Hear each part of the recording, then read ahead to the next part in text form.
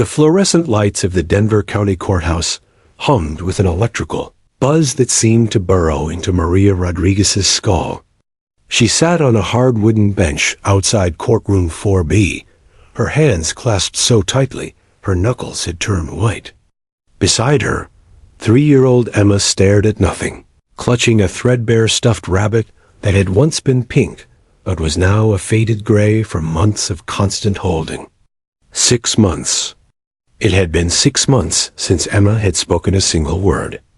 Not mama, not hungry, not help, not even a scream or a cry. The little girl who had once sung nursery rhymes at the top of her lungs, who had narrated every moment of her day in an endless stream of 3-year-old chatter, had simply ... stopped. The silence was suffocating, like living underwater where sound couldn't quite reach you. Maria watched her daughter's chest rise and fall with shallow breaths. Emma's brown eyes, once bright with curiosity and mischief, had become windows into an empty room. The light behind them had dimmed that terrible night when their lives shattered into before and after. Before was bedtime stories and pancakes shaped like Mickey Mouse. After was therapy appointments, police interviews, and this waiting outside a courtroom to testify against the man who had destroyed their sense of safety forever. Mrs. Rodriguez? A gentle voice interrupted her dark thoughts. Detective Sarah Chun settled onto the bench beside them, her expression carrying the weight of someone who had seen too much human cruelty. "How's she doing today?" Maria let out a bitter laugh that had no humor in it. "The same. Always the same." She brushed a strand of dark hair from Emma's forehead, and the child didn't even flinch at the touch. "Dr. Martinez says it could take years, maybe forever. Severe trauma-induced selective mutism, they call it. Like giving it a fancy name makes it hurt less." Detective Chun nodded slowly, her jaw tightening.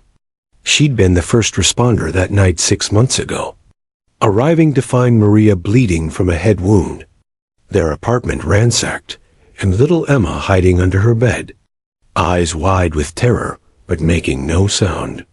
Not crying, not calling for help, just ... silent. "I need to tell you something," Chun said carefully. "The prosecution is worried. Without Emma's testimony, we have circumstantial evidence, but it might not be enough. The defense attorney is good, really good. He'll tear apart every piece of forensic evidence we have." She paused, choosing her next words with obvious care. "We need Emma to identify him, to tell us what she saw." Maria felt anger flare hot in her chest. "You think I don't know that? You think I haven't tried everything?" Her voice cracked as she fought to control it, not wanting to upset Emma. 7 different therapists. Play therapy, art therapy, music therapy, medications that made her sleep 18 hours a day. Nothing works. She won't speak. She can't speak. What if there was another way? Detective Chun leaned forward, her dark eyes intense. Something ... unconventional. Maria turned to face her fully. "What do you mean?" "There's a program here at the courthouse. It's relatively new, only been running for about 8 months.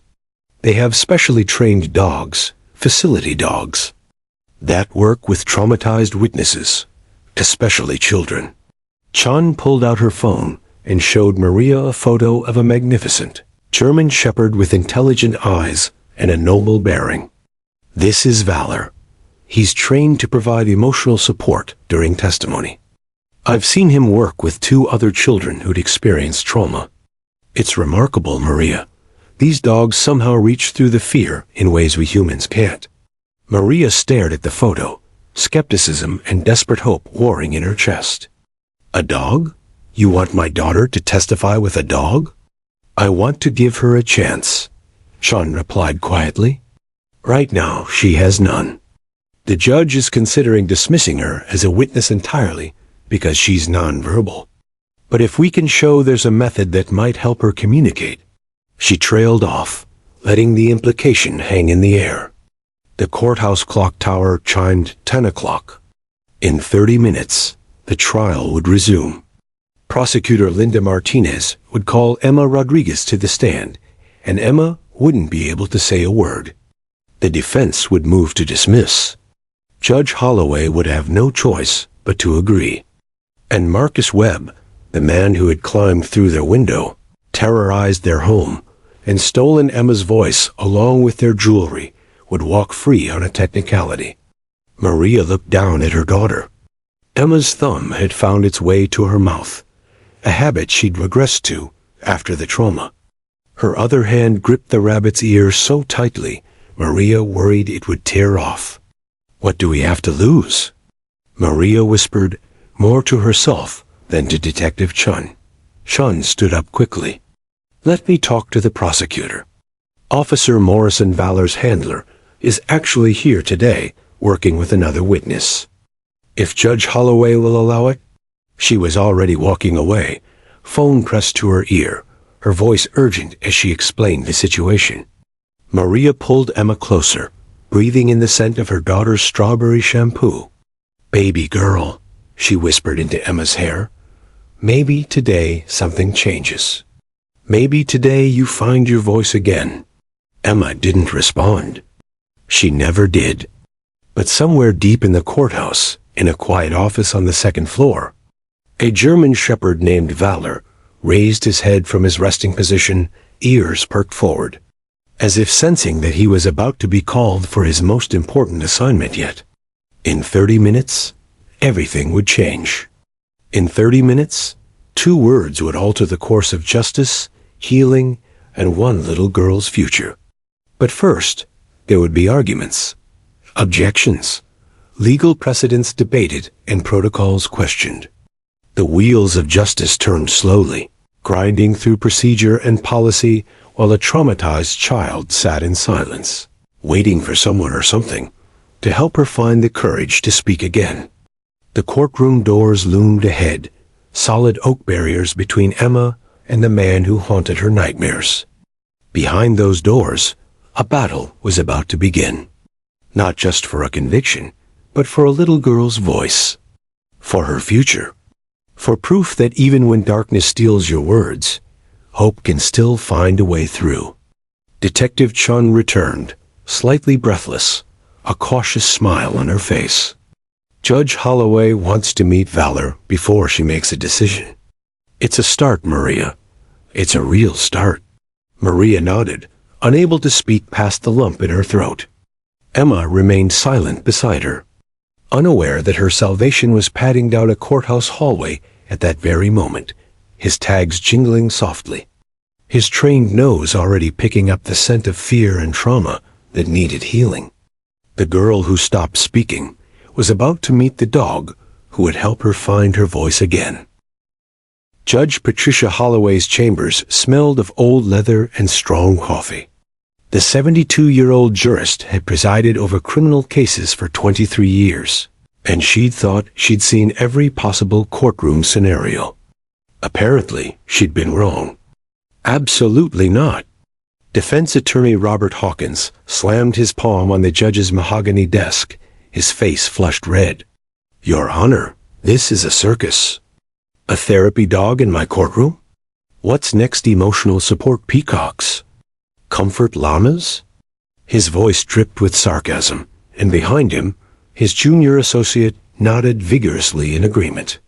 Prosecutor Linda Martinez stood her ground, her petite frame somehow commanding the entire room. "The child is our key witness, Rob.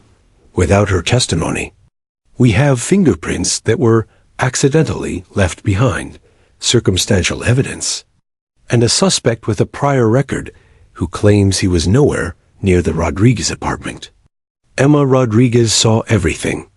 She can identify the perpetrator, but she hasn't spoken in 6 months due to severe trauma. Then she can't testify." Hawkins shot back.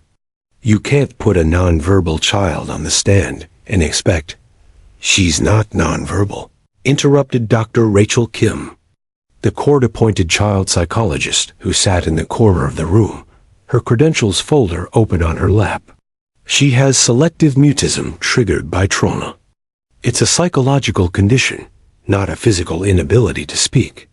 With the right intervention, the right support, she could communicate. Judge Holloway removed her reading glasses and pinched the bridge of her nose.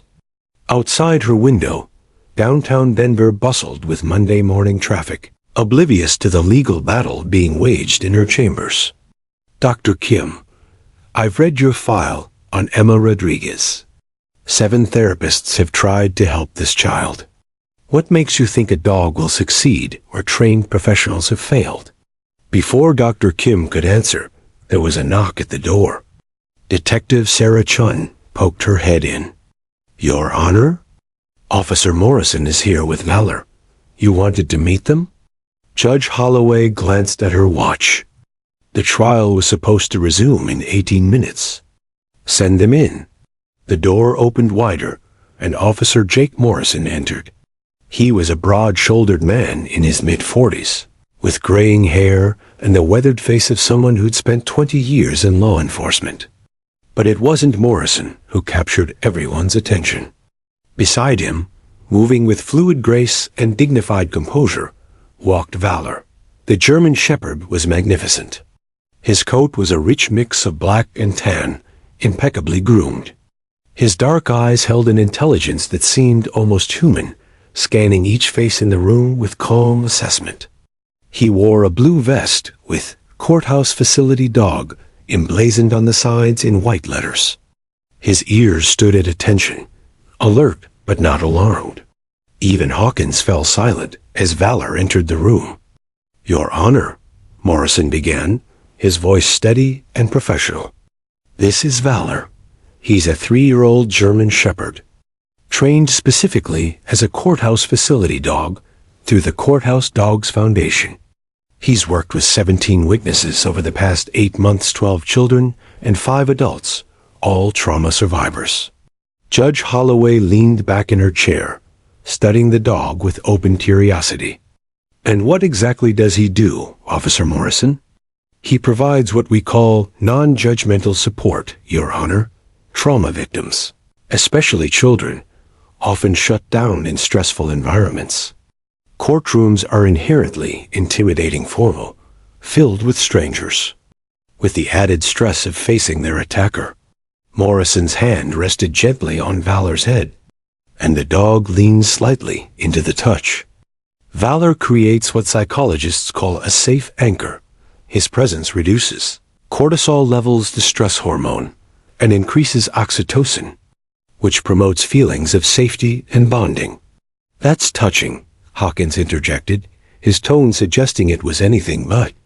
But Your Honor, the presence of a sympathetic dog next to a witness is prejudicial to my client. The jury will see a traumatized child with a therapy dog and automatically assume my client is guilty. It's emotional manipulation. Actually, Dr. Kim spoke up, pulling out a sheaf of research papers. Studies from the University of Arizona and Yale Law School show that facility dogs don't influence jury verdicts. They only influence the witness's ability to communicate. Juries respond to the testimony itself, not the presence of the dog. Martinez seized the opening. Your Honor, we have precedent. Washington State, Arizona, New York, Hawaii, all have allowed facility dogs in courtrooms. The practice has been upheld on appeal multiple times. People v. Chinot Masters in New York. People v. Spence in California. The courts ruled that accommodating traumatized witnesses doesn't prejudice the defendant's right to a fair trial. Judge Holloway held up her hand. I've read the precedents, Counselor. What I'm concerned about is whether this will actually work. Officer Morrison, you said you've worked with 12 child witnesses. What were the results? Morrison didn't hesitate. All 12 were able to provide testimony they couldn't give without Valor present. Some were victims of abuse who were terrified of adults. Others had PTSD from witnessing violence. One was a 7-year-old boy who'd seen his father murdered. He hadn't spoken to anyone except his mother for 4 months. With Valor, he testified for 45 minutes. The room fell quiet. Even Hawkins seemed momentarily speechless. "I want to be clear," Judge Holloway said slowly, her gaze moving from face to face. "If I allow this, it sets a significant precedent for this courthouse. Every argument about fairness, every concern about procedure, every potential appeal issue, it all lands on my desk. So I need to know, Dr. Kim, in your professional opinion, could this work for Emma Rodriguez?" Dr. Kim closed her folder and met the judge's eyes directly. "Your Honor, I've worked with traumatized children for 15 years. I've seen medication, therapy, and time heal some wounds. But I've also seen cases where traditional methods fail because the trauma is too deep, too fresh. Emma Rodriguez has built walls around herself as a survival mechanism. She doesn't trust the world anymore, certainly not the adult world that failed to protect her." She gestured toward Valor, who sat calmly at Morrison's side, his tail giving an occasional gentle wag. "Dogs don't judge. They don't lie. They don't hurt children. For Emma, Valor might represent the first safe thing she's encountered since the night of the attack. Will it work? I can't guarantee it. But it's the first option I've seen that actually has a chance." Judge Holloway stood up and walked around her desk. To everyone's surprise, she crouched down in front of Valor. The dog's tail wagged more enthusiastically, but he didn't break his sit position. She extended her hand, and Valor gently sniffed it before allowing her to pet his head. "My daughter has a therapy dog," the judge said quietly, speaking to Valor more than the people in the room. "Helps with her anxiety disorder. Changed her life." She stood back up, her decision made. "Here's what we're going to do. I'm calling a 30-minute recess. Officer Morrison, you'll bring Valor to the witness waiting area. Emma Rodriguez will be introduced to him in a controlled environment with her mother and Dr. Kim present. No pressure, no expectations. We'll see if there's any connection." She turned to Hawkins, her expression stern. "If and only if the child shows positive response, I'll allow Valor's presence during testimony. The jury will be instructed that the dog is a courtroom accommodation, like a wheelchair or a sign language interpreter, and they're not to draw any conclusions from his presence." "Your Honor, I must object," Hawkins began. "Objection noted and overruled. We reconvene in 30 minutes. Judge Holloway's tone left no room for argument. "Now everyone get out of my chambers. I need to make some calls to the state Supreme Court, because I have a feeling we're about to make history today." As they filed out, Morrison leaned down to Valor and whispered, "Ready to work, boy." The dog's ears perked forward, his tail wagging with purpose. Somewhere in this courthouse, a little girl sat in silence, her voice locked away by fear. In approximately 28 minutes, they would meet, and nothing would ever be the same. The witness waiting room felt smaller than it had 30 minutes ago. Maria Rodriguez paced the worn carpet, her heels creating a rhythmic pattern that matched her racing heartbeat. Emma sat motionless in an oversized chair, her feet dangling several inches from the floor. That ever-present stuffed rabbit clutched against her chest. Detective Chun stood by the door, checking her watch every few seconds. Dr. Kim had positioned herself near Emma, not too close, giving the child space but remaining available. The fluorescent lights flickered occasionally, casting brief shadows that made Maria's anxiety spike even higher. "What if this doesn't work?" Maria whispered to Chun, her voice barely audible. "What if we're just building up hope for nothing?" Before Chun could answer, there was a soft knock at the door. Officer Morrison's voice came through. "Mrs. Rodriguez?" "We are ready if you are." Maria's breath caught in her throat. She looked at Emma, searching for any sign of awareness, any indication that her daughter understood what was about to happen. Nothing. Just that same vacant stare. "Yes," Maria called out, her voice stronger than she felt. "Come in." The door opened slowly, and Officer Jake Morrison stepped inside first. He scanned the room with professional efficiency, taking in Emma's position, the layout, the exits. Then he looked back over his shoulder and gave a subtle hand signal. Valor entered the room. The German Shepherd moved with practiced calm, his nails clicking softly against the linoleum floor. He didn't rush or bound forward like an excited pet. Instead, he walked with purpose and dignity, his handler's training evident in every measured step. His vest identified him clearly as a working dog, but his gentle demeanor suggested something more. A healer in canine form. Maria held her breath, watching her daughter for any reaction. At first, there was nothing. Emma continued staring at the wall, her expression unchanged. Morrison gave another hand signal, and Valor moved to the center of the room, about 10 feet from Emma's chair. Then he sat, perfectly still, his dark eyes fixed on the little girl with unwavering attention. The room fell into cathedral silence. Even the fluorescent lights seemed to stop their buzzing. Maria counted her own heartbeats. 1, 2, 3, 4. Emma blinked. It was such a small movement that Maria almost missed it. But then Emma's head turned, slowly, incrementally, until her eyes found Valor. For the first time in 6 months, Maria saw something flicker behind her daughter's blank expression. Recognition? Curiosity? Interest? Valor didn't move.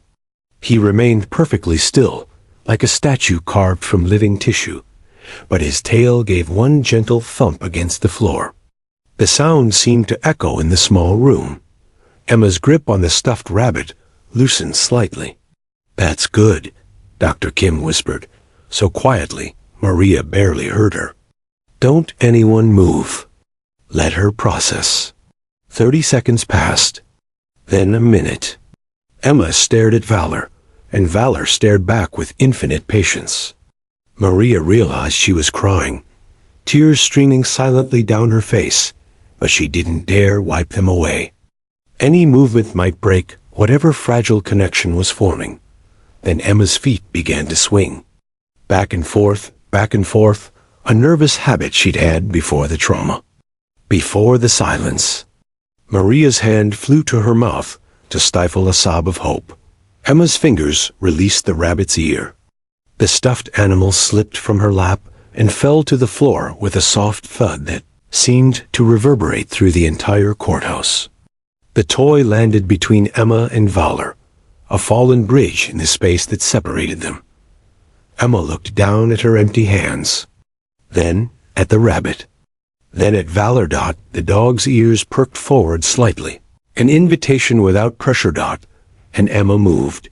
She slid down from the chair, her white patent leather shoes touching the floor with barely a whisper. Maria's heart hammered so hard, she thought it might burst through her ribcage. Detective Chun's hand found Maria's arm, squeezing gently, an anchor in the storm of emotion. One step. Emma took one tiny step forward. Valor remained perfectly still, but his tail began to wag slowly, sweeping across the floor like a metronome, marking time. Another step. Emma's small hand reached out, not toward the fallen rabbit, but toward something beyond it. "Oh my God," Shun breathed. Emma walked past her discarded toy, past the invisible barrier that had separated her from the world for 6 months, and stopped directly in front of Valor. The German Shepherd was large, his head nearly level with Emma's chest even while sitting, but he made himself smaller somehow, lowering his noble head slightly, making himself less imposing. Emma's hand hovered in the air, trembling. Her mouth opened and closed several times, as if her voice had forgotten how to form words. Maria wanted to rush forward, to encourage her, to help, but Dr. Kim's hand on her shoulder held her back. This moment belonged to Emma and Emma alone. The little girl's finger extended, pointing directly at Valor's face. Her eyes, those brown eyes that had been empty for so long, suddenly flooded with light, with life. with something that looked almost like joy. Her lips parted. Good. The word came out scratchy. Unused, like a rusty hinge creaking open after years of neglect. Maria's knees nearly buckled. ... boy. The two words hung in the air, like a miracle made audible. Good boy. The witness waiting room exploded into chaos. Maria let out a sob that was half laugh, half cry, and rushed forward, dropping to her knees beside her daughter. Dr. Kim fumbled for her phone, nearly dropping it in her haste to document what had just happened. Detective Chun covered her face with her hands, her shoulders shaking with emotion. She couldn't contain Officer Morrison's eyes glistened with tears. He didn't bother to hide. In 20 years of law enforcement, in 8 months of working with Valor on the most heartbreaking cases imaginable, he'd never seen a breakthrough this dramatic, this immediate, this profound. But the most remarkable thing wasn't the adults' reactions. It was what happened next. Emma wrapped her small arms around Valor's thick neck, buried her face in his fur, and whispered something that only the dog could hear. Valor's tail wagged faster, and he gently leaned into the embrace, supporting the little girl's weight, allowing her to hold on as tightly as she needed. And then Emma began to cry. Not silent tears, but great heaving sobs that shook her entire body. 6 months of trapped fear and pain and trauma pouring out of her all at once. She cried into Valor's fur while the dog sat perfectly still, absorbing her anguish with the patience of a creature who understood suffering without needing words to explain it. Maria wrapped her arms around both Emma and Valor, her own tears mixing with her daughter's. You spoke, baby, she whispered against Emma's hair. You found your voice. You found your voice. Through the open door, courthouse staff had begun to gather, drawn by the commotion. Judge Holloway appeared in the doorway, her reading glasses hanging from a chain around her neck, her expression shifting from concern to wonder as she took in the scene. Even defense attorney Hawkins, who had followed the judge to investigate the disturbance, stood frozen in the hallway, his earlier objections dying on his lips as he witnessed a 3-year-old girl clinging to a therapy dog and finally releasing the nightmare that had held her captive. Good boy, Emma said again, her voice muffled by Valor's fur, but unmistakably clear. Good boy. 2 words. Just 2 simple words, but they had shattered silence, broken through trauma, and opened a door that everyone had feared might remain locked forever. In courtroom 4B, a trial waited. A prosecution needed testimony. A defense prepared objections. And justice hung in the balance. But in this moment, none of that mattered, because a little girl had found her voice again, and the world would never be quite the same. 23 minutes. That's how long Judge Patricia Holloway allowed Emma to remain with Valor in the witness waiting room before the demands of justice required a decision. She stood in the doorway with Prosecutor Martinez and Detective Chun, watching a miracle unfold in real time. Emma sat cross-legged on the floor, her small hands moving through Valor's thick fur with increasing confidence. The dog lay beside her now, his massive head resting near her lap, his eyes half closed in contentment, but his ears still alert, monitoring every sound and movement in the room. And Emma was talking, not constantly, not in the endless chatter of a typical 3-year-old, but words emerged from her lips like spring water finding its way through cracks in stone, slow, tentative, but undeniably flowing. You have soft ears, Emma whispered to Valor, gently touching the velvet tips. Not like the bad man's voice. His voice was sharp, like broken glass. Dr. Kim sat nearby with her tablet, documenting everything but careful not to intrude. Maria had finally stopped crying, though her eyes remained red-rimmed, and her hand kept reaching out to touch Emma's shoulder, as if confirming her daughter was really there. Really speaking, Officer Morrison stood against the wall, his arms crossed, watching his partner work with professional pride. He'd seen Valor comfort dozens of witnesses, but this was something special, even by Valor's standards. "Mrs. Rodriguez," Judge Holloway said quietly, stepping fully into the room. "I need to know if Emma can do this. Can she testify?" Maria looked up, her expression caught between hope and terror. I don't know. She's speaking to Valor, but a courtroom full of people? With him there? She couldn't even say Marcus Webb's name. Dr. Kim stood up, motioning the judge aside. They spoke in hushed tones near the door, while Emma continued her whispered conversation with the dog. "He's safe," Emma told Valor, her voice gaining strength. "You're big, but you don't hurt. Not like the bad man. He was big too, but his bigness was wrong. Scary big. Breaking big." She paused, her small face scrunching up in concentration as she searched for words to describe the indescribable. "He broke our house. He broke Mommy. He broke ... me." The last word came out as barely a whisper, but everyone in the room heard it. Maria's hand flew to her mouth. In 6 months of therapy, Emma had never acknowledged what had happened to her. She'd retreated so far into silence that the doctors had worried she might not even remember the trauma, or worse, that she'd buried it so deep it would emerge later in devastating ways. But here, with Valor, the walls were crumbling. "The bad man came through the window," Emma continued, her fingers tracing patterns in Valor's fur, as if the motion helped her organize chaotic memories. "I heard the crash, like thunder, but made of glass. Mommy screamed. I was supposed to be sleeping, but I wasn't. I was playing with Mr. Hoppy." She glanced at her abandoned stuffed rabbit, now lying forgotten several feet away. "I got scared and hid under my bed." Dr. Kim had returned to her position, tablet ready, capturing every word. This was more than breakthrough. This was testimony emerging organically, unprompted, driven purely by Emma's need to unburden herself to the one creature in the room she completely trusted.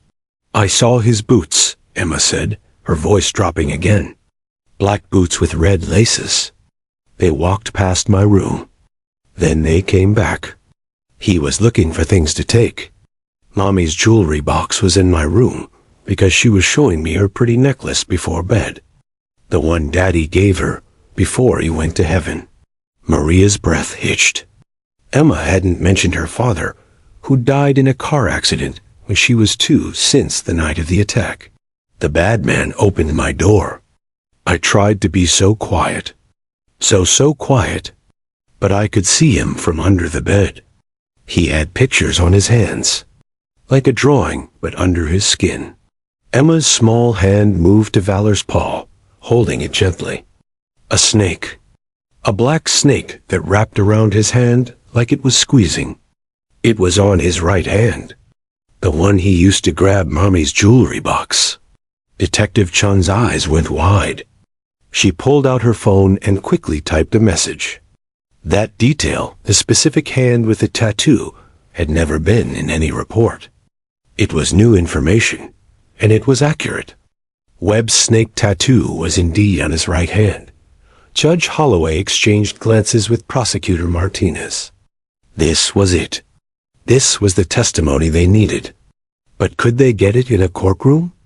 "Emma, sweetheart," Dr. Kim said gently, moving slightly closer, but still maintaining respectful distance. "You're doing so well. You're being so brave. Can I ask you something?" Emma looked up from Valor, her eyes still carrying shadows, but no longer completely empty. "Okay, there's a big room here called a courtroom. There are people there who need to hear what you just told. Valor. They need to know about the bad man so they can make sure he never breaks into anyone else's house. Do you think you could tell your story one more time, with Valor right next to you?" Emma's expression immediately shifted. Fear flooded back into her eyes, and her grip on Valor's fur tightened. The dog sensed the change instantly, lifting his head and pressing closer to her, offering his solid warmth as reassurance. Will the bad man be there? Emma's voice had gone small again. Dr. Kim wouldn't lie to her. Yes, but he'll be far away from you. And there will be police officers, and the judge, and your mommy, and Valor.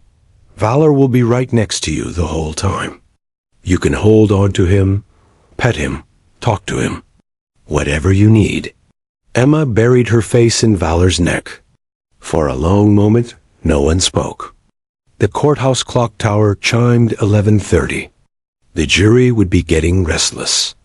Defense attorney Hawkins would be preparing his objections. The entire machinery of justice waited on the decision of a traumatized 3-year-old girl. Finally, Emma lifted her head. Her eyes found her mother's face across the room. Will Valor really stay with me? She asked. Yes, baby, Maria promised, moving closer and kneeling beside her daughter. The whole time. He won't leave you. Emma looked at Valor, studying his face with the serious intensity only children can muster. The dog gazed back at her with those intelligent, gentle eyes that seemed to understand everything she couldn't say out loud. Okay, Emma whispered. But only if Valor says it's okay. Officer Morrison nearly smiled despite the gravity of the situation. Valor, he said in his command voice, are you ready to work? The German shepherd's tail began to wag. He stood up smoothly, shook himself once, and then gently nuzzled Emma's cheek. The message was clear. I'm here. I've got you. We'll do this together. Emma stood up too, her legs shaky, but holding her weight.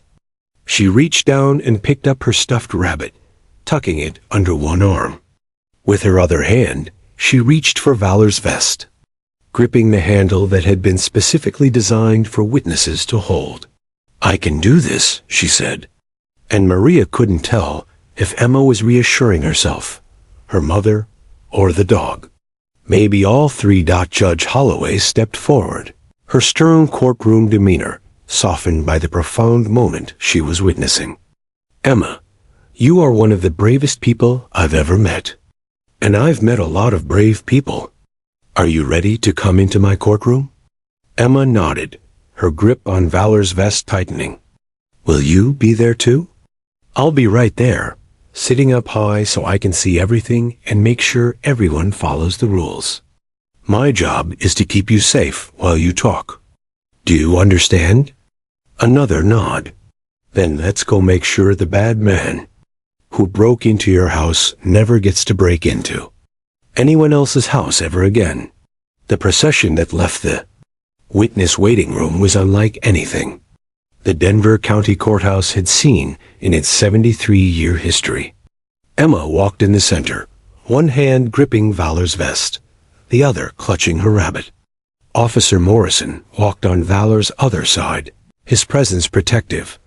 Dr. Kim followed closely behind, ready to intervene if Emma showed signs of distress. Maria came next, flanked by Detective Chun and Prosecutor Martinez. Courthouse staff stopped what they were doing to watch them pass. Some recognized what they were seeing, a child finding courage with the help of a 4-legged guardian. Others simply felt the weight of the moment without fully understanding it. As they approached the courtroom doors, Emma's steps slowed. Valor stopped immediately, matching her pace, never pulling or rushing her. The dog looked up at Morrison, who gave an almost imperceptible nod. Valor sat and offered Emma his paw. The little girl took it in both hands, holding on like it was an anchor in a storm. Okay, she whispered. Okay, let's tell them about the bad man. The courtroom doors swung open, and history walked through them. A 3-year-old girl, a therapy dog, and the promise that justice could still be served, even when trauma tried to steal it away. The courtroom fell into stunned silence as the doors opened. Every head turned, every conversation stopped mid-sentence. The jury, 7 women and 5 men, who'd been restlessly waiting for 40 minutes, straightened in their seats. At the defense table, Marcus Webb looked up from his whispered consultation with Attorney Hawkins, and his face went pale. Emma Rodriguez entered the courtroom holding on to a German shepherd's vest. Judge Holloway moved quickly to her elevated bench, her robes swishing with urgency. "Bailiff, please assist Officer Morrison in setting up the witness accommodation." She'd made her decision during those 23 minutes, and there would be no more delays. The bailiff, a grizzled veteran named Tom Rodriguez, no relation to Maria, had already been briefed. He carried out a specially modified chair, smaller than the standard witness box seat, and positioned it at an angle that would allow Emma to see the judge and attorneys, but not directly face the defendant. Beside the chair, he placed a cushioned mat. "Ladies and gentlemen of the jury," Judge Holloway began, her voice carrying authority that brooked no argument. "Our next witness is 3 years old and has experienced significant trauma related to this case. As a courtroom accommodation, similar to a wheelchair for someone with mobility issues, or a sign language interpreter for someone who is deaf, this witness will be accompanied by Valor, a certified facility dog. The dog's presence is not evidence. It is not a comment on guilt or innocence. It is simply a tool to help the witness communicate.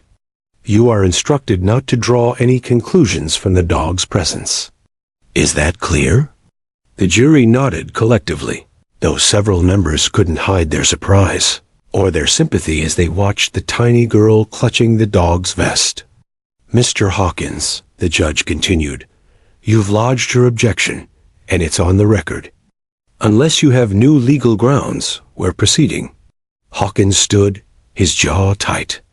"Your Honor, I must reiterate that my client's right to a fair trial is being fully protected." Judge Holloway interrupted. "The witness will be questioned under standard rules of evidence. You'll have full opportunity for cross-examination." Objection overruled. "Sit down, counselor." Hawkins sat, but his expression promised this wasn't over. Officer Morrison guided Valor to the mat beside Emma's chair. The dog settled into position with practiced ease, his body aligned so Emma could reach him from her seat. Emma climbed into the chair with her mother's help, her stuffed rabbit now sitting in her lap. Her eyes darted around the enormous room, the wood-paneled walls, the high ceiling, the faces staring at her. Then she looked at Valor, and her breathing steadied. Dr. Kim positioned herself nearby, but out of the direct line of sight, ready to intervene if needed. Maria took a seat in the front row, close enough to provide silent support, but respecting the process. Prosecutor Linda Martinez approached slowly, her heels clicking softly on the polished floor. She'd prosecuted hundreds of cases, questioned countless witnesses, but she'd never felt pressure like this. Everything depended on the next few minutes. "Hi, Emma," Martinez said gently, crouching slightly so she wasn't towering over the child. "My name is Linda. Do you remember me? We met a few weeks ago." Emma nodded almost imperceptibly. "You're doing great. I know this room is big, and there are lots of people here, but they're all here to listen to you, to hear your story. Is that okay?" Another small nod. Martinez took a breath. This was the critical moment. "Emma, I'm going to ask you some questions, but you don't have to look at me when you answer if you don't want to. You can talk to Valor. Can you do that?" Emma's hand dropped from her lap and found Valor's head. Her fingers buried themselves in his soft fur. "Okay," she whispered, so quietly the court reporter had to lean forward. "Can you tell Valor your name?" Emma's eyes dropped to the dog. Emma Maria Rodriguez." "And can you tell Valor how old you are?" 3. I'm 3.5, but that's still 3. Several jury members smiled, despite the gravity of the situation. Martinez felt a flutter of hope. "Emma, do you remember the night when someone came into your house? When it was dark outside and you were supposed to be sleeping?" Emma's grip on Valor tightened. The dog shifted slightly, pressing closer to her chair. Yes? Can you tell Valor what happened that night? Take your time. There's no rush. For a long moment, Emma said nothing. The courtroom held its collective breath. The clock on the wall ticked audibly. Somewhere outside, a siren wailed past. Then Emma leaned forward, her face close to Valor's ear, and began to speak. I heard breaking, she whispered to the dog. Glass breaking. Loud, like when Mommy dropped the big dish, but more. So much more. It scared me, and I pulled my blanket over my head. What happened next? Martinez prompted gently. Mommy screamed. She yelled, "Who's there?" And then there was crashing. Things falling. I got out of bed and hid under it, because Mommy always says if there's danger, hide and be quiet. Emma's voice wavered, but didn't break. Valor's steady presence seemed to anchor her. I took Mr. Hoppy with me under the bed. We were so quiet. You were very smart to hide. Very brave. What did you see from under your bed? Emma's eyes filled with tears, but she kept talking, kept petting Valor, kept going. Boots, black boots with red laces. They walked into my room. Heavy steps. Boom, boom, boom. They stopped by my toy box. Then they went to my dresser where Mommy put her jewelry box. Martinez glanced at her notes. This matched the crime scene. Exactly the jewelry box had been taken from Emma's room. Can you tell Valor what else you saw? Hands. Big hands with pictures on them. One hand had a snake. A black snake that wrapped around and around. It was on the hand that grabbed Mommy's jewelry box. The right hand.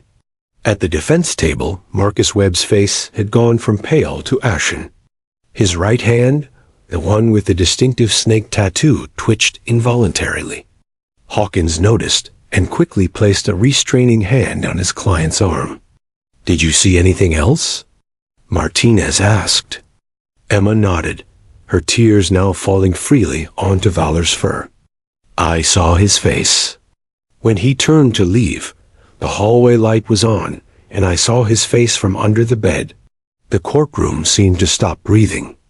Emma, Martinez said carefully, the person who came into your house that night, is he in this courtroom right now? Dr. Kim tensed, ready to intervene if Emma showed signs of psychological distress. Maria's hands clenched in her lap. Officer Morrison's hand rested lightly on his belt, a subtle reminder of security. Emma lifted her head from Valor and looked around the courtroom for the first time. Her gaze swept past the jury, past the judge, past the court reporter. Then her eyes landed on the defense table. On Marcus Webb, her small body went rigid. Valor immediately stood up, his head level with hers, blocking her direct line of sight to Webb. The dog's training kicked in protect the witness, provide a barrier, offer security. Emma's hand found Valor's vest again. She didn't look away from Webb, but she held on to the dog like a lifeline. Him, she said, her voice stronger than it had been all day. The bad man. That's him. He's the one who broke our house, who hurt Mommy, who took our things and made me stop talking. Let the record show, Judge Holloway interjected, that the witness has identified the defendant. Marcus Webb. Webb leaned over to Hawkins, whispering urgently. Hawkins's expression grew more troubled with each word. In the gallery, several people pulled out their phones before remembering they were in court and quickly putting them away. Martinez knew she had to move quickly before Emma's courage failed. Emma, you said you saw his face. Are you absolutely sure that's the man who came into your house that night? Emma finally tore her eyes away from Webb and looked back at Valor. She wrapped both arms around the dog's neck, hugging him tightly. Yes, she said into his fur. I'm sure. I see him in my nightmares every night. But now I see Valor too, and Valor makes the nightmares smaller. It was perhaps the most devastating testimony Martinez had ever heard, not because of its legal precision, but because of its raw, unfiltered truth. Thank you, Emma. You've been so incredibly brave. Martinez looked up at Judge Holloway. No further questions, Your Honor. The judge nodded. Mr. Hawkins, do you wish to cross-examine? Every eye in the courtroom turned to the defense attorney. This was the moment where defense lawyers earned their reputation, the cross-examination of the prosecution's star witness. But how did you cross-examine a 3-year-old trauma victim holding on to a therapy dog? Hawkins stood slowly. Webb tugged at his sleeve, whispering something that looked like a demand. Hawkins shook his head firmly and approached the bench for a sidebar, motioning Martinez to join him. The attorneys and judge huddled in whispered conversation while Emma remained in the witness chair, her face buried in Valor's fur, her small body trembling with the effort of what she'd just done. In that moment, everyone in courtroom 4B understood they'd witnessed something extraordinary. Not just testimony, but transformation. A little girl finding her voice through trust in a 4-legged guardian who asked nothing of her except that she be brave enough to speak her truth. And she had. God help them all, she had. The sidebar conference lasted less than 2 minutes, but to Maria Rodriguez, watching from the gallery, it felt like hours. She could see the intense whispered conversation, Hawkins gesturing emphatically, Martinez standing firm with her arms crossed. Judge Holloway's expression growing increasingly stern. Finally, they broke apart. Hawkins returned to the defense table, and what happened next stunned everyone in the courtroom. Marcus Webb stood up abruptly, ignoring his attorney's restraining hand. I want to change my plea, he announced, his voice cracking. The courtroom erupted. Judge Holloway's gavel came down like thunder. Order, order in this court. She fixed Webb with a glare that could melt steel. Mr. Webb, you will sit down and allow your attorney to speak, or I will hold you in contempt. Webb collapsed back into his chair, his head in his hands. Hawkins stood, his face flushed with barely contained frustration. Your Honor, my client wishes to enter into plea negotiations. Given the compelling nature of the witness testimony, we'd like to request a recess to discuss options with the prosecution. Emma, still holding Valor, looked confused. What's happening? She whispered to the dog. Did I do something wrong? Dr. Kim quickly moved to her side. No, sweetheart. You did everything right. You were so brave. You told the truth, and now the grown-ups need to talk about what happens next. Judge Holloway surveyed her courtroom. The jury looked relieved, many of them, visibly upset by Emma's testimony and clearly grateful. They might not have to deliberate on a case involving such a young victim. The gallery was buzzing with whispered speculation. The court will recess for 2 hours, Judge Holloway declared. Counsel will meet in my chambers. Officer Morrison, please escort the witness and her mother to a private area. Bailiff, please ensure they have whatever they need. As the judge's gavel fell again, Maria rushed forward to Emma, scooping her daughter up while carefully avoiding disrupting Valor. You did it, baby. You were so brave. So brave. Emma clung to her mother, but reached out one hand to keep contact with Valor. Can he come with us, Mommy? Please? Officer Morrison smiled, the first genuine smile he'd allowed himself all day. Valor goes wherever you need him, Emma. That's his job. The next 2 hours unfolded behind closed doors, but the outcome was inevitable.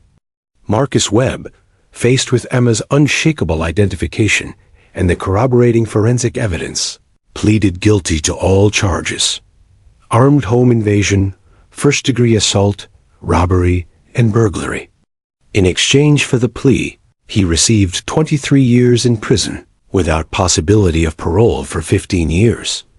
When Maria heard the news from Prosecutor Martinez, she wept not tears of joy exactly, but tears of relief, exhaustion, and the beginning of something that might eventually become healing. He can't hurt anyone else, Martinez told her in a quiet conference room where Emma was curled up on a couch, asleep with her head resting on Valor's side. The dog remained perfectly still, his breathing slow and measured, a living pillow for the exhausted child. And Emma never has to see him again. No trial, no cross-examination, no appeals that drag this out for years. What happens now? Maria asked, stroking her daughter's hair. Now you heal, Martinez said simply. Both of you. 3 weeks later, the formal sentencing hearing was brief. Marcus Webb stood before Judge Holloway, his orange jumpsuit a stark contrast to the suit he'd worn during trial. He offered no statement, no apology. He simply stared at the floor as the judge pronounced his sentence. Emma wasn't there. She didn't need to be. She was at home with Maria, playing in the backyard for the first time since the attack, her voice that precious. Miraculous voice narrating an elaborate game involving her stuffed animals and a new toy she'd received. A plush German shepherd that looked remarkably like Valor. But Emma's breakthrough had started. Something much bigger than one little girl's. Recovery. Officer Morrison received calls from courthouse administrators in 7 different states wanting to know about the facility dog program. The video of Emma walking into the courtroom holding Valor's vest, carefully edited to protect her identity, had been shared by legal advocacy groups across the country.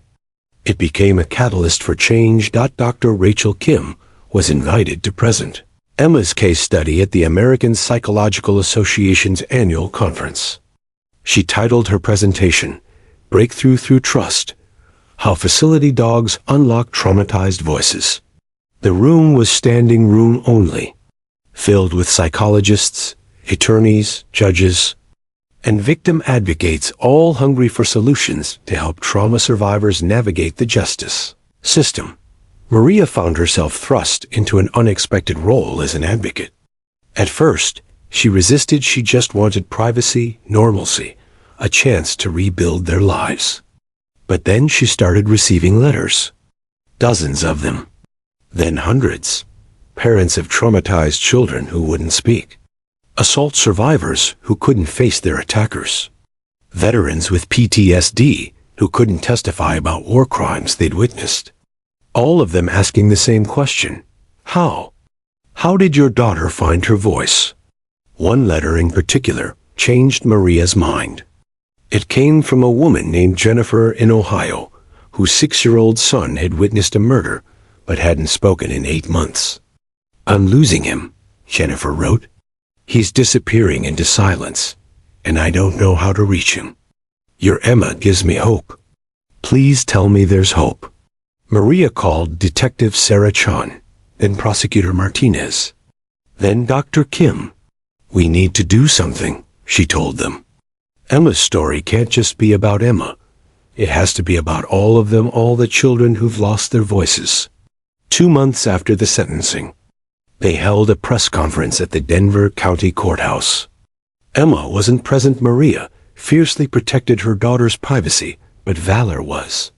The German shepherd sat calmly beside Officer Morrison as Maria spoke to a room full of reporters.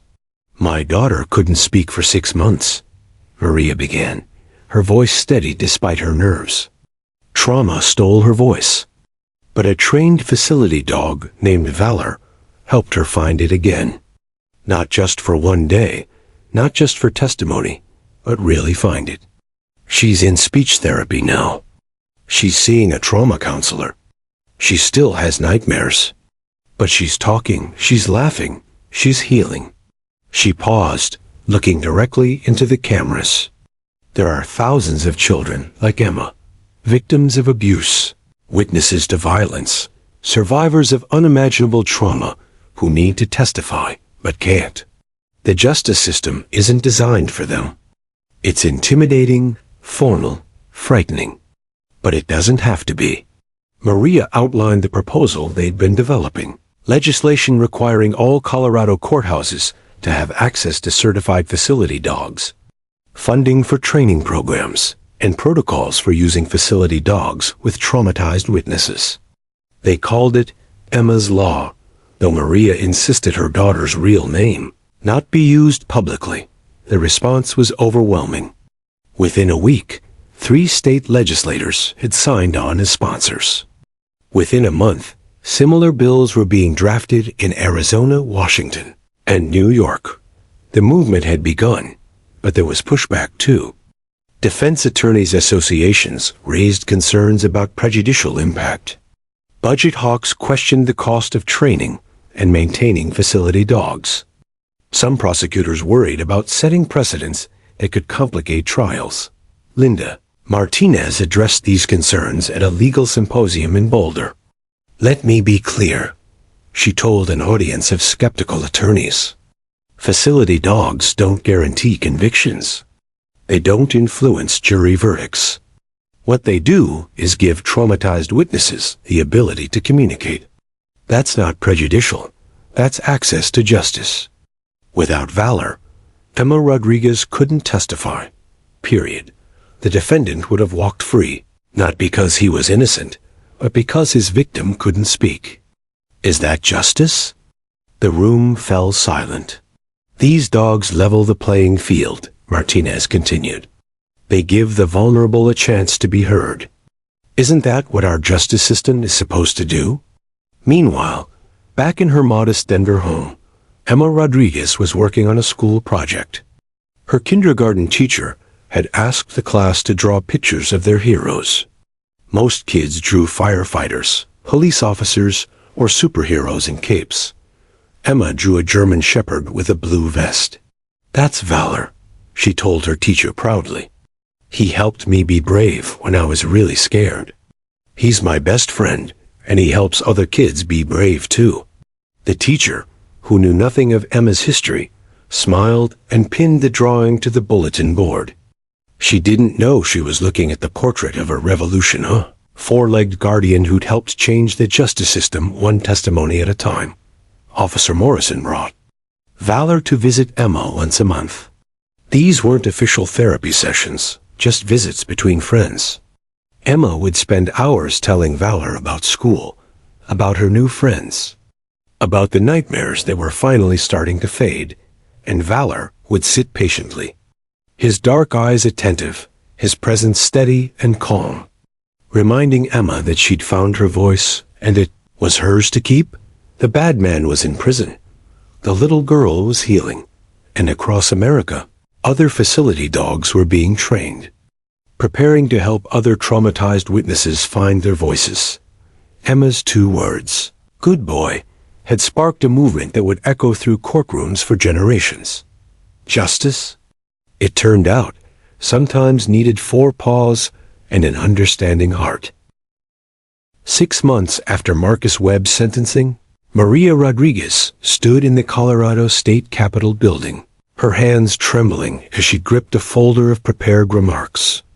The legislative hearing room was packed standing room only, with victim advocates, child psychologists, law enforcement officials, defense attorneys, and journalists. All of them were here for one reason: House Bill 1247, nicknamed Emma's Law. State Representative Patricia Morales sat at the center of the committee panel, her reading glasses perched on her nose as she reviewed the proposed legislation. She looked up at Maria with an encouraging nod. "Mrs. Rodriguez, whenever you're ready." Maria took a deep breath and approached the microphone. Behind her, Officer Morrison stood with Valor, a living, breathing example of what this law would protect and promote. The German shepherd sat at perfect attention, his presence commanding respect even in this formal setting. "My name is Maria Rodriguez," she began, her voice stronger than she'd expected. "6 months ago, my 3-year-old daughter Emma was the key witness in a home invasion case. She'd seen everything the attacker's face, his distinctive tattoo, the items he stole. But she couldn't testify because severe trauma had rendered her unable to speak. For 6 months, not one word passed her lips. The room was silent except for the scratch of reporters' pens on paper. Traditional therapy failed. Medications failed. 7 different specialists tried to help her. And they all failed not because they weren't skilled, but because my daughter's trauma was too deep, too raw, too immediate. Maria's voice cracked slightly, but she pushed forward. Then she met Valor. She gestured to the dog, and several committee members leaned forward to get a better look. Within minutes of meeting this trained facility dog, my daughter spoke for the first time in half a year. She said 2 words, "Good boy," but those 2 words unlocked something. They led to testimony that put a dangerous criminal behind bars for 23 years. They led to my daughter's recovery. And they led us here today. Maria opened her folder and pulled out a stack of letters. Since our story became public, I've received over 400 letters from families across this country. Families with children who can't speak because of trauma. Assault survivors who can't face their attackers. Elderly victims of abuse who shut down in courtrooms. All of them asking if there's a dog like Valor who can help them. She placed the letters on the table in front of the committee. House Bill 1247 would require all Colorado courthouses to have access to at least 1 certified facility dog. It would establish training standards, create a grant program to fund these positions, and set protocols for when and how facility dogs can be used in legal proceedings. This isn't about being soft on crime or showing bias toward victims. This is about access to justice. Representative James Hartwell, known for his tough-on-crime stance and fiscal conservatism, cleared his throat. Mrs. Rodriguez, I sympathize with your situation. Truly, I do. But this committee has to consider the cost. Initial estimates suggest this program would require $2.3 million in the first year alone. Training these dogs, hiring handlers, maintaining the animals, it's not cheap. How do we justify that expense when we're already cutting funding for prosecutors and public defenders? Before Maria could answer, a voice spoke up from the audience. May I address that question, Representative? All heads turned. Linda Martinez, the prosecutor who'd handled Emma's case, stood up. She'd taken a personal day to attend this hearing. I'm Assistant District Attorney Linda Martinez from Denver. I've been prosecuting cases for 11 years, and I can tell you exactly how we justify that expense. Representative Morales nodded. Please approach, Ms. Martinez. Martinez walked to the front, her heels clicking authoritatively on the marble floor. Every year in Colorado, dozens of cases, maybe hundreds, don't go forward because traumatized witnesses can't testify. Children who've been abused but can't speak about it in court. Assault victims who have panic attacks on the witness stand. Elderly people with dementia who become too confused in courtroom settings to provide coherent testimony. She pulled out her own folder, filled with case files.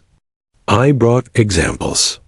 A 5-year-old girl who was molested by her stepfather case, dismissed because she couldn't testify.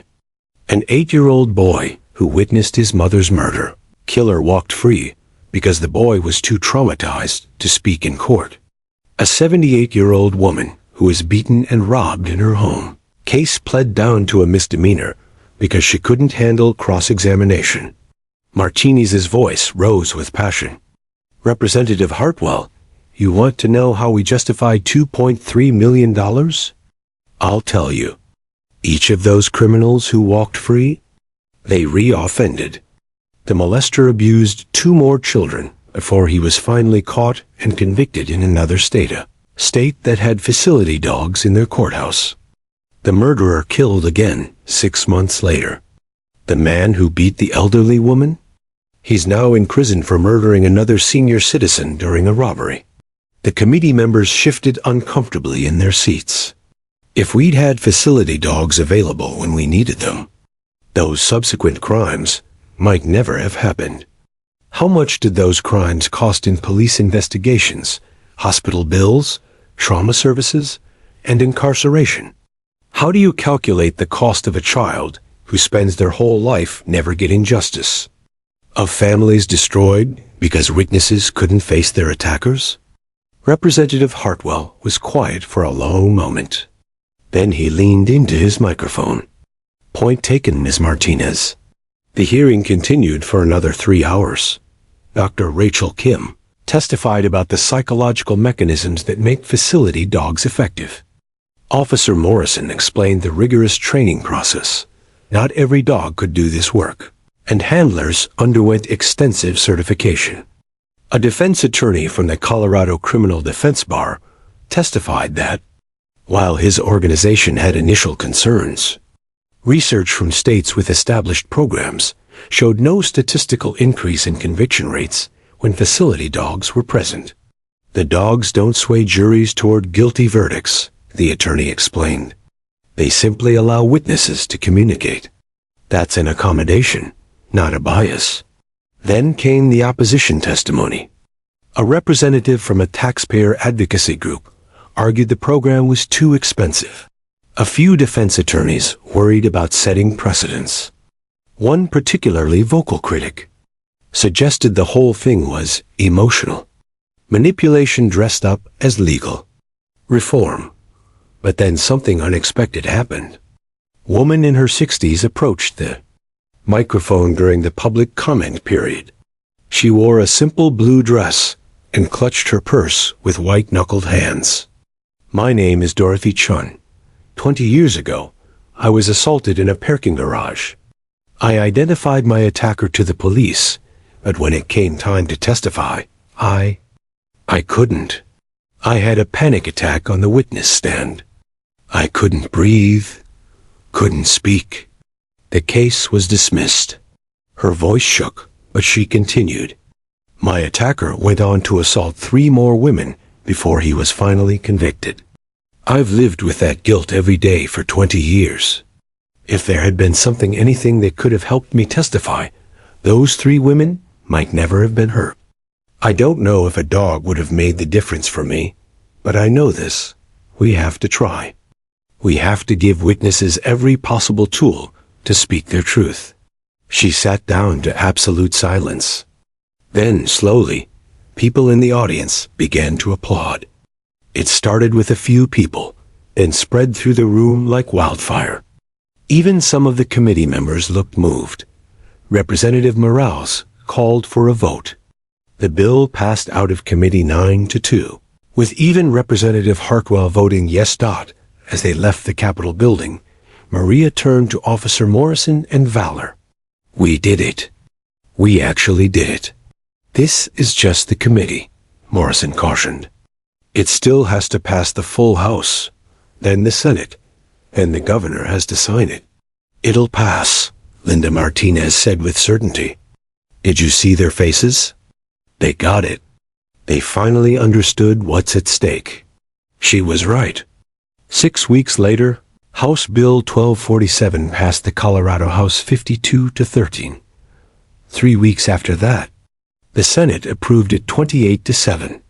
And on a sunny afternoon in early September, Governor Rebecca Morrison, no relation to Officer Morrison, signed Emma's Law into effect. Surrounded by victim advocates, legislators, and a very special guest, Valor sat beside the governor's desk, wearing a bow tie for the occasion, as cameras flashed and history was made. Maria Rodriguez watched from the audience, her daughter beside her.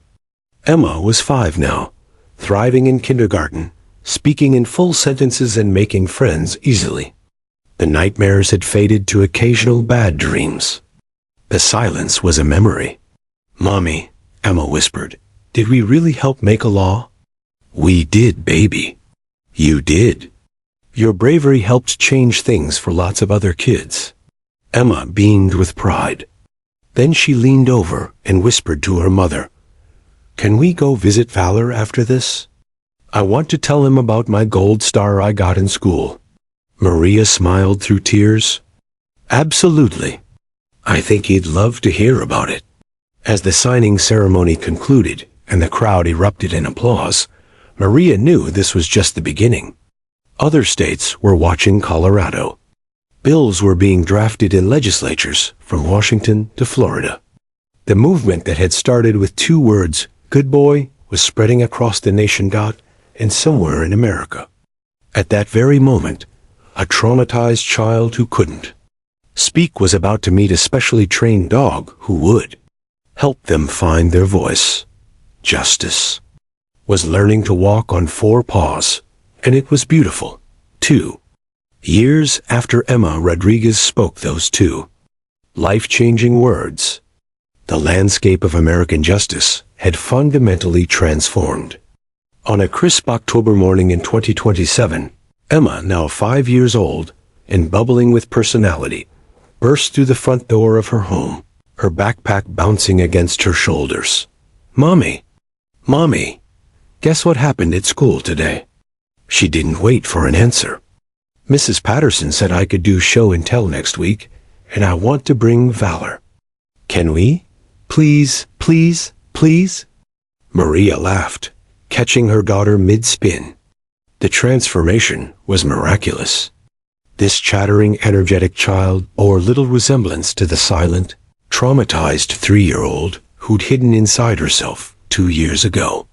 "We'll have to ask Officer Morrison, baby. Valor has a very important job." "I know," Emma said seriously, her expression shifting to something wise beyond her years. "He helps scared people be brave. Like he helped me." That afternoon, Maria sat at her kitchen table with her laptop, reviewing the latest update from the Valor Foundation, the nonprofit they'd established 18 months ago. The numbers were staggering. Since Emma's law passed in Colorado, 12 other states had enacted similar legislation. 23 more had bills pending. The foundation had helped fund and place 47 facility dogs in courthouses across 17 states. Each dog represented countless voices unlocked, testimonies delivered, and justice served. The foundation's website featured a map of the United States, with pins marking every courthouse that now had a facility dog program. Maria clicked through the stories, each one a testament to what was possible when the justice system made room for healing alongside accountability. In Seattle, a 7-year-old boy named Marcus testified against his abusive father with a golden retriever named Hope by his side. In Phoenix, an elderly woman with dementia successfully identified her caregiver who'd been stealing from her, thanks to a Labrador named Justice. In Atlanta, a teenage sexual assault survivor faced her attacker with a German Shepherd named Brave, providing silent support. Each story made Maria cry. Each story made her grateful. Each story proved that Emma's breakthrough hadn't been a fluke. It had been a blueprint. Her phone rang. It was Linda Martinez. "Maria, you're not going to believe this," the prosecutor said, excitement crackling in her voice. "Senator Williams just introduced a federal bill, the Facility Dogs in Federal Courthouses Act. If it passes, every federal courthouse in the country would be required to have access to certified facility dogs for traumatized witnesses." Maria's hand flew to her mouth. "Are you serious?" "Dead serious." "And guess who they want to testify at the Senate Judiciary Committee hearing?" Maria's stomach dropped. "Linda, no. I can't. Emma can't. We've worked so hard to keep her identity private, to let her have a normal life." "Not Emma," Martinez interrupted gently. "You. Just you. They want to hear from the mother who started this movement, who turned personal tragedy into national change." Maria was quiet for a long moment, watching through the kitchen window as Emma played in the backyard, narrating an elaborate story to her stuffed animals. Her daughter was happy, healthy, whole. "Okay," Maria finally said. "I'll do it." 3 weeks later, Maria sat before the Senate Judiciary Committee in Washington, D.C. The hearing room was even more intimidating than the Colorado State Capitol had been, but she wasn't alone.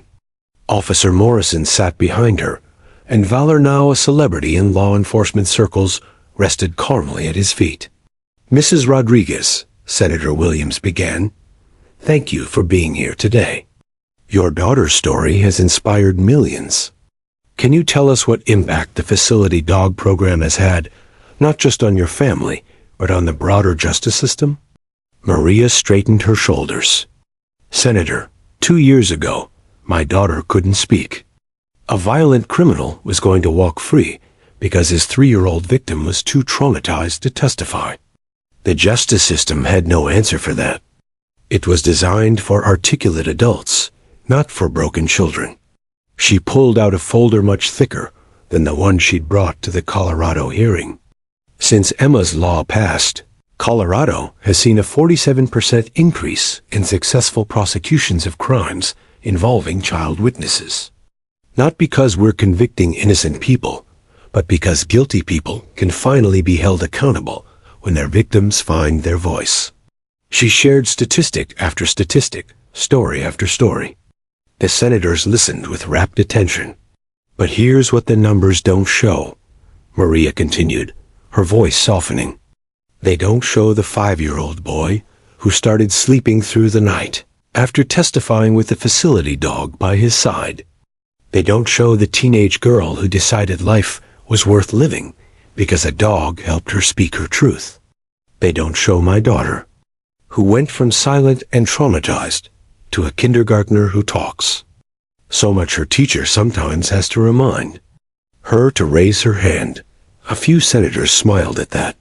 These dogs don't just help us prosecute crimes. They help us heal wounds. They help us reclaim voices that trauma tried to steal. That's not just good for victims, it's good for society. Because every traumatized child who gets justice and healing is a child who won't grow up carrying that darkness into adulthood. Senator James Crawford, a known skeptic of new government programs, leaned forward. Mrs. Rodriguez, the Congressional Budget Office estimates this program would cost $47 million in the first 5 years. That's a lot of taxpayer money. How do we justify that to constituents who are struggling to make ends meet? Maria had been ready for this question. Senator, do you know what it costs to incarcerate someone for 1 year in federal prison? About $40,000. Marcus Webb, the man who attacked our family, got 23 years. That's $920,000 in taxpayer money, just for him. But he only got that sentence because Emma could testify. She leaned forward, holding his gaze. How many Marcus Webbs walk free every year because traumatized witnesses can't speak? How many go on to commit more crimes? How much does that cost in police investigations, emergency room visits, trauma counseling, and eventually incarceration when they're finally caught? I'd argue that $47 million to prevent those crimes is the bargain of the century. Senator Crawford sat back, nodding slowly. That's a compelling argument. The hearing lasted 4 hours. Psychologists testified about trauma responses. Law enforcement officials shared success stories. Even a few defense attorneys testified surprisingly in favor of the bill. This isn't about making convictions easier, one public defender explained. It's about ensuring that when someone is accused of a crime, the evidence against them, including witness testimony, is available. That's how the system is supposed to work. Facility dogs don't create false testimony. They simply allow true testimony to be heard. As the hearing concluded, Senator Williams approached Maria personally. Whatever happens with this bill, you've already changed the world, Mrs. Rodriguez. You know that, right? Maria thought about Emma, about Dorothy Chun, who testified in Colorado, about all the letters still arriving daily from families seeking hope. It wasn't me, Senator. It was a 3-year-old girl and a dog who understood that sometimes the bravest thing you can do is speak 2 simple words. 6 months later, on Emma's 6th birthday, the family celebrated with a backyard party. 20 kindergartners ran around playing games, eating cake, and creating the beautiful chaos that only 6-year-olds can generate. There was a special guest at the party. Valor, now semi-retired from active courthouse duty at age 5, wore a birthday hat that Emma had insisted upon. He tolerated it with the patient dignity that had made him famous, allowing children to pet him and pose for pictures. Emma sat beside him on the grass, holding a cupcake in one hand and wrapping her other arm around his neck. "You know what, Valor?" she said, her voice carrying that matter-of-fact wisdom that children sometimes possess.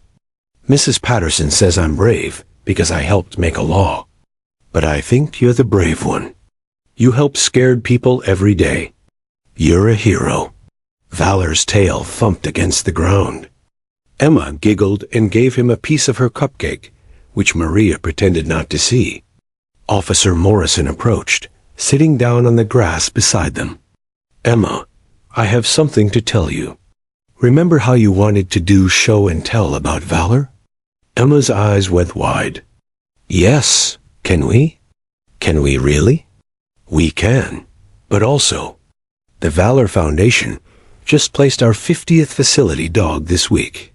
His name is Hope, and he's going to work in a courthouse in Maine. Your mom and I thought you might like to see his picture." Morrison pulled out his phone, showing Emma a photo of a beautiful golden retriever in a blue vest, identical to Valor's. Emma studied it seriously. "Is he going to help scared kids like me?" she asked. "Just like you." Emma was quiet for a moment, processing. Then she looked up at Morrison with those wise brown eyes. "Good.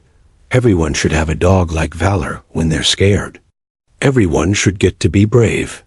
Maria, watching from the porch, felt tears streaming down her face. Linda Martinez, who'd become a close family friend, stood beside her. "She has no idea how profound that is," Martinez whispered. "Everyone should get to be brave. That's the whole movement right there." The federal bill had passed the Senate 2 months ago and was now working its way through the House. Projections suggested it would pass by year's end. 29 states now had Emma's law equivalents. The Courthouse Dogs Foundation, inspired by Colorado's success, had expanded internationally, with programs starting in Canada, the United Kingdom, and Australia. And it all started with a traumatized 3-year-old girl who pointed at a German shepherd and spoke 2 words that changed everything. As the sun set on Emma's birthday party and the last guests departed, the family sat on the porch. Maria, Emma, Detective Sarah Chun, who'd become like an aunt, and Officer Morrison with Valor resting at his feet. "Mommy," Emma said sleepily, leaning against Maria's side, "when I grow up, I want to train dogs like Valor, to help scared people be brave." Maria kissed the top of her daughter's head, breathing in the scent of her strawberry shampoo and birthday cake. "Baby, you can be anything you want. You've already changed the world once. Imagine what you'll do with a whole lifetime ahead of you." Emma smiled, already half asleep. "Love you, Mommy. Love you, Valor. Love you too, sweetheart." As night fell over Denver, the lights in the city began to twinkle like earthbound stars. In courthouses across America, facility dogs slept in their kennels, preparing for another day of helping the traumatized find their voices. In legislative chambers, lawmakers drafted bills to expand these programs. In training facilities, new dogs learned the skills they'd need to become guardians of justice. And in a backyard in Denver, a 5-year-old girl who'd once lost her voice to trauma slept peacefully, dreaming of all the good she'd already done and all the good still to come. The legacy wasn't just in the laws passed, or the dogs trained, or the testimonies delivered. The legacy was in every child who learned that trauma didn't have to be the end of their story. That silence could be broken. That healing was possible. That justice could be gentle without being weak. That sometimes the most powerful words in the English language are simple ones, spoken with love to a trusted friend. "Good boy." And the world listened.